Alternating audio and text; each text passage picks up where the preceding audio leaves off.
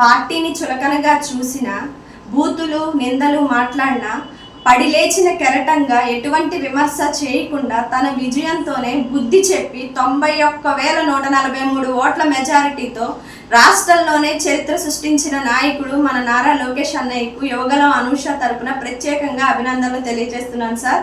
మీరు 38 సంవత్సరాల తర్వాత టీడీపీ జెండాను ఎగరవేశారు. 1985లో గెలిచిన వాళ్ళకి 2024 తర్వాత మళ్ళీ మీరు గెలిచి ఒక ట్రాక్ రికార్డు నమోదు చేశారు సార్. ఈ విజయం ప్రజలందరి విజయం. ఈ విజయం మంగళగిరి నియోజకవర్గ ప్రజలందరి విజయం. మీ యొక్క నియోజకవర్గం రాష్ట్రంలోనే నెంబర్ 1 నియోజకవర్గంగా అభివృద్ధి చెందడంలో ఎటువంటి సందేహం లేదు సార్. ప్రత్యేకంగా విద్యా వ్యవస్థలో అంటే తూరాని మినిస్టర్స్ ఎంతోమంది ఉన్నారు. వారందరి వల్ల విద్యా వ్యవస్థ భ్రష్టు పట్టింది సార్. విద్యా వ్యవస్థ అసలు భ్రష్టు పడితే పిల్లల భవిష్యత్తు ఏమైంది సార్? అంధకారం అవుతుంది. అందుకని మీరు ఎడ్యుకేషన్ మినిస్టర్ అయితే పిల్లల జీవితం బంగారమయమవుతుంది సార్. అందుకని మీరు ప్రత్యేకంగా ఎడ్యుకేషన్ మినిస్టర్ అవ్వాలని యువగలం అనూష మీ చెల్లి మిమ్మల్ని కోరుకుంటుంది సార్. నా తరపున మీకు ప్రత్యేకంగా అభినందనలు తెలియజేస్తున్నాను.